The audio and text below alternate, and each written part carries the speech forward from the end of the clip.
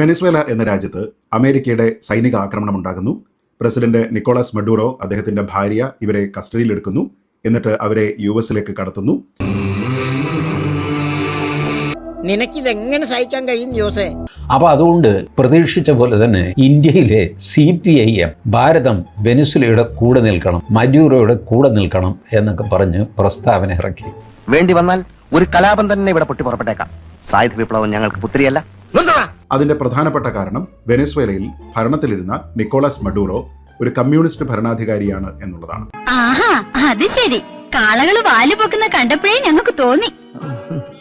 കേവലം ലെഫ്റ്റിസ്റ്റ് ആയിരുന്നില്ല, far leftist എന്ന് പറയാവുന്ന തരത്തിലുള്ള ഒരു കമ്മ്യൂണിസ്റ്റ് ഭരണാധികാരിയാണ് എന്നുള്ളതാണ്. ചുമ്മാതല്ല ഇയാൾ എങ്ങനെ ആയിപ്പോയത്. അപ്പൊ അതുകൊണ്ട് തന്നെ സ്വാഭാവികമായിട്ടും നമ്മുടെ നാട്ടിലെ പല കമ്മ്യൂണിസ്റ്റുകളും നമ്മളുടെ MA ബേബി, പിണറായി വിജയൻ, ആനാവൂർ നാഗപ്പൻ, കട്ടന്തറ പുരുഷൻ തുടങ്ങിയ ആൾക്കാർ അവരവരുടെ ഫേസ്ബുക്കുകളിൽ എഴുതി. പിന്നെ സഖാവിന്റെ തീരുമാനം അറിഞ്ഞിട്ട് വേണം ഇറാഖിന്റെ പുനരുദ്ധാരണം, ഒരു ബഹിഷ്കരണം പോയി പണിയെടുക്കണോ. നമ്മുടെ അയൽ രാജ്യങ്ങളിലുള്ള പല പ്രശ്നങ്ങളിൽ പോലും ഇടപെടാത്ത, അഭിപ്രായം പറയാത്ത ആൾക്കാർ ഒരു കമ്മ്യൂണിസ്റ്റ് ഭരണകൂടത്തിന് നേരെ, പ്രത്യേകിച്ച് അമേരിക്കയുടെ ഭാഗത്ത് നിന്ന് ഒരു ആക്രമണം ഉണ്ടാകുമ്പോൾ വർദ്ധിത വീര്യത്തോടു കൂടി പ്രതിഷേധിക്കും എന്നുള്ളത് നമുക്ക് അറിയാവുന്നത് പോലെ തന്നെ അവരുടെ പ്രതിഷേധം ഉണ്ടാകുന്നു. അതിന് ഇവൻ ഇവിടെ കിടന്ന് കൊല വിളിച്ചിട്ടും കൊമ്പ് വിളിച്ചിട്ടും എന്താ കാര്യം? നമ്മുടെ സാധാരണ നാട്ടിൻപുറങ്ങളിൽ ഉൾപ്പെടെ നഗരങ്ങളിൽ വരെ വലിയ പ്രകടനങ്ങളും മറ്റുമാണ് ഇടതുപക്ഷക്കാരൊക്കെ തന്നെ നടത്തിക്കൊണ്ടിരിക്കുന്നത്. ഇതിനിടയ്ക്ക് ചിരിക്കാനൊരു വകയുണ്ട് കേട്ടോ, ഇവന്മാരുള്ളതുകൊണ്ട്. അതുകൊണ്ട് അയാൾ കമ്മ്യൂണിസ്റ്റുകാരനാണ്, അയാളുടെ കൂടെ നമ്മൾ നിൽക്കണം. എന്ത് കാര്യം? മോദി പറഞ്ഞു പോയി തോടുതേടാ. മേലനങ്ങി പണിയെടുക്കാൻ അറിയില്ല, ഭാഷ അറിയില്ല, കമ്പ്യൂട്ടർ പോലും അറിയില്ല. പിന്നെ ആകെ കൂടി അറിയാവുന്ന പണി സമരം ചെയ്യലാണ്. അതിവിടെ പറ്റുകയുമില്ല. ഒരു സഖാവ് അങ്ങനെ താൽക്കാലികമായിട്ട് ആ രാജ്യത്തിനെ അമേരിക്കയാണ് റൺ ചെയ്യുന്നത് എന്ന നിലയ്ക്കുള്ള ഒരു പ്രഖ്യാപനം പ്രസിഡന്റ് ഡൊണാൾഡ് ട്രംപിന്റെ ഭാഗത്തു നിന്ന് ഉണ്ടാവുകയും ചെയ്തു. അവന്റെ അഭ്യാസം ഈ ആരോമൽ ചേകവരോട് വേണ്ട എന്ന് പറഞ്ഞേക്കൂ. ഇതേ തുടർന്ന് പല സ്ഥലങ്ങളിലും, പ്രത്യേകിച്ച് കേരളത്തിൽ വലിയ തരത്തിലുള്ള പ്രതിഷേധങ്ങൾ ഉണ്ടാകുന്നു. ഞങ്ങളെ മുഖ്യമന്ത്രിയായിട്ട് അടുപ്പമുള്ളവരാ, തന്റെ ലൈസൻസ് വേണമെങ്കിൽ ഞാൻ ക്യാൻസൽ ചെയ്യിച്ചു. ചൈനയെ ആവശ്യപ്പെട്ടിട്ടുണ്ട് മഡൂറോയെ തിരിച്ചുവിടണം കേട്ടോ. ചൈന മർദ്ദകരും ചൂഷകരുമില്ലാത്ത ചൈന, നല്ല നാട് ചൈന. ചൈനയെ ആവശ്യപ്പെട്ടിട്ടുണ്ട് മഡൂറോയെ തിരിച്ചുവിടണം കേട്ടോ. അല്ലെങ്കിൽ നീ എന്തോ ചെയ്യും? ഞാനെന്ത് ചെയ്യാൻ? വിട്ടില്ലെങ്കിൽ ചൈന എന്ത് ചെയ്യും? ഇങ്ങോട്ട് പോവാം. ഒന്നും ചെയ്യാനില്ല. ചൈന അമേരിക്കയുമായിട്ട് യുദ്ധത്തിന് പുറപ്പെടുമെന്ന് നിങ്ങൾക്ക് തോന്നുന്നുണ്ടോ? അത് മഡൂറോയ്ക്ക് വേണ്ടിയിട്ട്. നാക്കിന് നരമ്പില്ലെന്ന് വെച്ച് വായിച്ചെന്ന് പറഞ്ഞ് തല്ലുണ്ട് ഞാൻ കണ്ട. അതൊന്നുമില്ല, അത് നടക്കുന്ന കാര്യമല്ല. ആർക്ക് വേണമെന്ന് ഇതൊക്കെ? എല്ലാവരും ഈ വലിയ വലിയ വാചകടിക്കും എന്നുള്ളതല്ലാതെ കാര്യത്തോടെടുക്കുമ്പോൾ അവനവൻ്റെ രാജ്യത്തിൻ്റെ താല്പര്യം നോക്കി മാറും. ഈ വിവരദോഷോട് പറഞ്ഞിട്ട് എന്താ കാര്യം? അങ്ങനെ മാറണം, ഭാരതവും അങ്ങനെ തന്നെ പെരുമാറണം.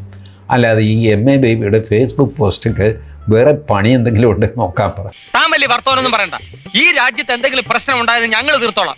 വിദേശ ശക്തി ഇടപെടേണ്ട കാര്യമില്ല. നമ്മുടെ നാട്ടിലെ ഈ സഖാക്കന്മാരൊക്കെ തന്നെ പ്രകടനത്തിലൊക്കെ പറയുന്ന, പ്രതിഷേധത്തിലൊക്കെ തന്നെ വിളിച്ചു പോകുന്ന രീതിയിലത്തേക്കുള്ള ഒരു തരത്തിലുള്ള ജനാധിപത്യ സംവിധാനവും വെനസ്വേലയിലില്ല. സിദ്ധാർത്ഥ, ക്യൂബയെ കൊച്ചാക്കി സംസാരിക്കരുത്. മറ്റു പല കമ്മ്യൂണിസ്റ്റ് രാജ്യങ്ങളിലും എങ്ങനെയാണോ ജനഹിതത്തിനെ അട്ടിമറിച്ചുകൊണ്ട് ഏകാധിപത്യം നിലനിന്നിരുന്നത്, അതേപോലെ തന്നെയുള്ള ഒരു ഭരണക്രമമാണ് ജനാധിപത്യത്തിന്റെ മറവിൽ ജനാധിപത്യത്തിനെ കശാപ്പ് ചെയ്തുകൊണ്ട് വെനസ്വേലയിലും നിലനിന്നിരുന്നത്. പോളണ്ടിനെ പറ്റി ഇനി മിണ്ടിപ്പോയി ഞാൻ സഹിക്കില്ല. പോളണ്ട് എന്താ ഇയാളുടെ തറവാട് സ്വത്തോ? അല്ലാതെ ഈ മഡൂറോ എന്ന് പറയുന്നയാള് രാജാ ഹരിശ്ചന്ദ്രനോ ചന്ദ്രഗുപ്ത മൗര്യനോ ഒന്നും ആയിരുന്നില്ല. മറിച്ച് ഒരു ഏകാധിപതിയാണ്. തന്റെ രാജ്യത്തെ ജനങ്ങളുടെ ഭാവിയെക്കുറിച്ച് തെല്ലും ആശങ്കയില്ലാത്ത ഒരു ഏകാധിപതി. അതൊരു ജന്മം, മനുഷ്യന്റെ രൂപം മാത്രമേ ഉള്ളൂ, ഉള്ളിൽ ജഗത്താനാ. CPIM മഡൂറോയെ രക്ഷിക്കാനായിട്ട് പോകുന്നു. അങ്ങോട്ട് ചെല്ല്, ചുമ്മാ തല്ല് മേടിക്കുക അവരുടെ. ഈ ഉപ്പുമാങ്ങ പറഞ്ഞ പോലത്തെ മോന്നുണ്ടല്ലോ, നിലത്ത് പിടിച്ച് ഉറച്ചോളയും. അവിടം വരെ പോകാൻ വെറുതെ. വാസ്തവത്തിൽ CPIM-നെ പോലെ പരിഹാസ്യമായ ഒരു പരിപാടി വേറെ ആർക്കെങ്കിലും ചെയ്യാൻ തൊലിക്കട്ടി ഉണ്ടാകുമെന്ന് പോലും ഞാൻ കരുതുന്നില്ല. ഏതായാലും പോട്ടെ, അവരോടൊന്നും പറഞ്ഞിട്ട് കാര്യമില്ല. എന്ത് ചെയ്യാം, ഹതഭാഗ്യരായവർക്ക് ദൈവം തലച്ചോറ് കൊടുത്തില്ല, അതിന്റെ പേരിൽ ബുദ്ധിയുമില്ല. ഏറ്റവും വേഗം ഈ CPM എന്ന് പറയുന്ന ഒരു കലാപരിപാടി ഉണ്ടല്ലോ, അത് പിരിച്ചുവിടുന്നതാണ് അവർക്കും നാട്ടുകാർക്കും നല്ലത്.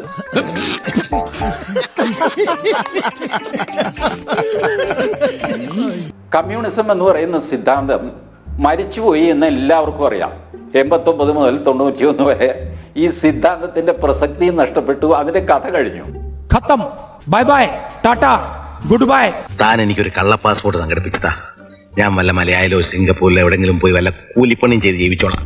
ഈ സാധനം കൊണ്ട് ലോകത്ത് എന്ത് നടന്നു എന്നൊക്കെ ഉള്ളത് ഇരിക്കട്ടെ. ഭാരതത്തിൽ എന്താ സംഭവിച്ചത്? ദ്രോഹമല്ലാതെ എന്തെങ്കിലും ഈ കമ്മ്യൂണിസ്റ്റ് പാർട്ടിയെ കൊണ്ട് സാധിച്ചിട്ടുണ്ടോ?